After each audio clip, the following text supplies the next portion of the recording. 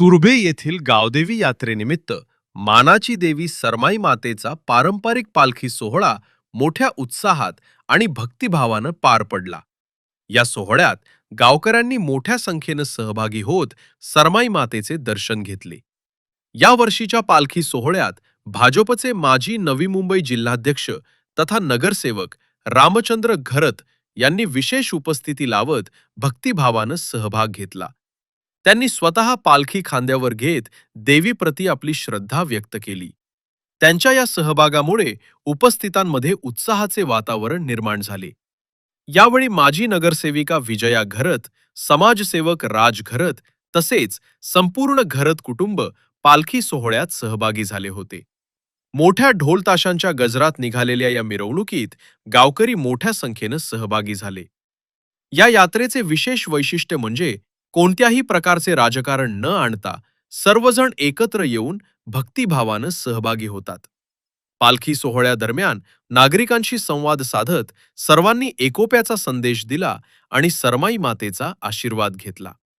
तुर्भे गावातील ही परंपरा आजही तितक्याच श्रद्धेनं जपली जात असून सामाजिक ऐक्य आणि धार्मिक भावनेचा सुंदर संगम या सोहळ्यात पाहायला मिळाला.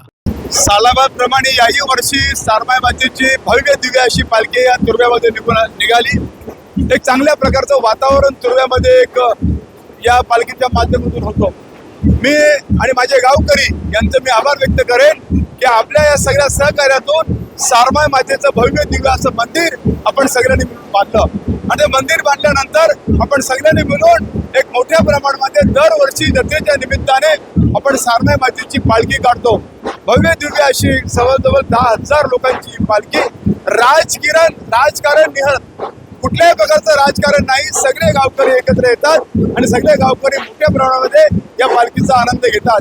सरमाई मातेचं पूजन करताना, दर्शन घेताना अनेक देवळांना देखील भेटी देतात. हनुमान मंदिर असेल, रामधनु मंदिर असेल, मरिया मंदिर असेल, अशा प्रकारच्या मंदिरामध्ये भेट देत हे लोक नाचत गाचत अतिशय चांगल्या प्रकारे जत्रेच्या उत्सवाच्या निमित्ताने सरमाई मातेची पालखी करतात. आणि म्हणूनच या तुर्भेला देवभूमी अशी गणली गेलेली आहे आणि देवभूमी गणली गेलेली तुर्भ्यामध्ये असा भव्य दिव्य पालखीचा कार्यक्रम होतो. मी पुन्हा एकदा या सगळ्या यंग ब्रिगेडर जे आमची पोरं आहेत त्या पोरांच्या माध्यमातून ही चांगल्या प्रकारे नियोजन केलं जातं आणि एक जवळजवळ 10,000 लोकांची ही पालखी अतिशय आनंदाने गुणागोविंदाने निघते. आपण पाहिलं असेल एकही पोलीस या पालखीच्या आजूबाजूला नाही आहे. पोलिसांची गरजच नाही, कारण हे वातावरण अतिशय आनंददायी आहे. याचं सगळं श्रेय मी या आमच्या यंग पोरांना देईन, युवकांना देईन की त्यांच्या माध्यमातून मोठ्या प्रमाणामध्ये अशा प्रकारची पालखी होते आणि आमच्या तुर्भे या देवभूमीला साजेची अशी पालखी आपण सगळे मिळून करतो. त्याबद्दल मी सगळ्यांचं हार्दिक अभिनंदन करतो.